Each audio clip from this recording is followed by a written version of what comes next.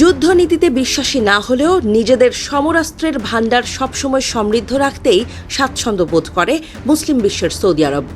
Billion billion dollar মূল্যের সমরাস্ত্র কিনে ভাণ্ডারে ফেলে রাখে তারা।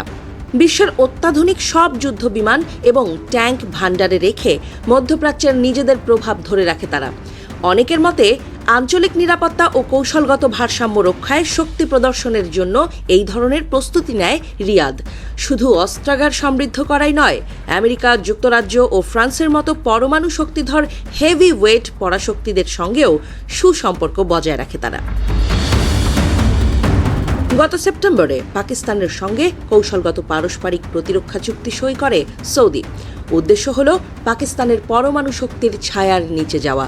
তখন থেকেই আলোচনা শুরু হয় যে সৌদি কি পাকিস্তানের সঙ্গে প্রতিরক্ষা চুক্তি করে পরমাণু অস্ত্র বানাতে চাচ্ছে। পাকিস্তানের মতো পরমাণু শক্তিধর দেশের সঙ্গে প্রতিরক্ষা চুক্তির পর এই প্রশ্ন বারবার ঘুরে ফিরে সামনে আসছে। বিশ্লেষকদের মতে এই চুক্তির ফলে রিয়াদের অর্থনৈতিক শক্তি ও ইসলামাবাদের পরমাণু ক্ষমতার মধ্যে মেলবন্ধন হয়েছে।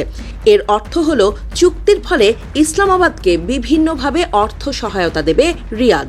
বিনিময়ে প্রয়োজনীয় পরমাণু সহযোগিতা নিয়ে রিয়াদের পাশে দাঁড়াবে ইসলামাবাদ। পারমাণবিক অস্ত্র তৈরি কিংবা কর্মসূচি চালুর চেষ্টা সৌদি আরবের জন্য এবারই প্রথম নয়। এর আগেও চীন ও রাশিয়ার সহযোগিতায় পারমাণবিক কর্মসূচি চালু করতে চেয়েছিল, কিন্তু তাতে সফল হয়নি দেশটি। পাকিস্তানের সঙ্গে করা চুক্তির ফল সৌদির আকাঙ্ক্ষা পূরণ হচ্ছে বলে মনে করছেন বিশ্লেষকরা।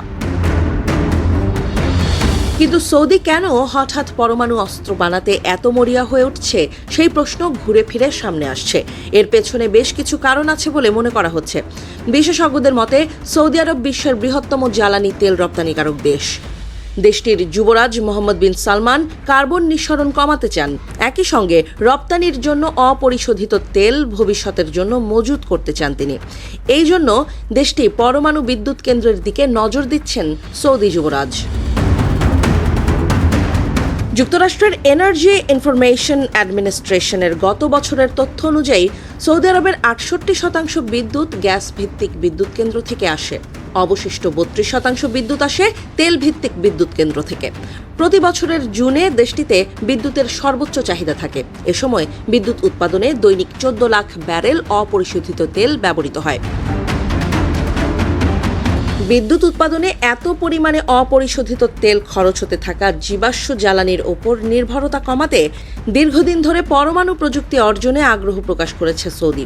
গত জানুয়ারিতে দেশটির জ্বালানি মন্ত্রী প্রিন্স আব্দুল আজিজ বিন সালমান আল সৌদের বক্তব্যেও এর ইঙ্গিত পাওয়া গিয়েছিল। তিনি জানান, তারা পারমাণবিক কর্মসূচির মূল উপাদান ইউরেনিয়াম সমৃদ্ধ ও বিক্রি করতে প্রস্তুত। পরমাণু বিদ্যুৎ কেন্দ্র নির্মাণ করলে বিদ্যুৎ উৎপাদনে অপরিশোধিত তেলের ব্যবহার কিছুটা কমতে পারে।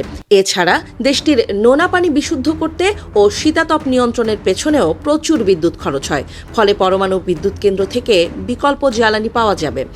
এতে পরমাণু বোমা নয়, পরমাণু জ্বালানি ভিত্তিক বিদ্যুৎ কেন্দ্র স্থাপন করাই সৌদির অন্যতম লক্ষ্য বলে মনে করছেন বিশেষজ্ঞরা।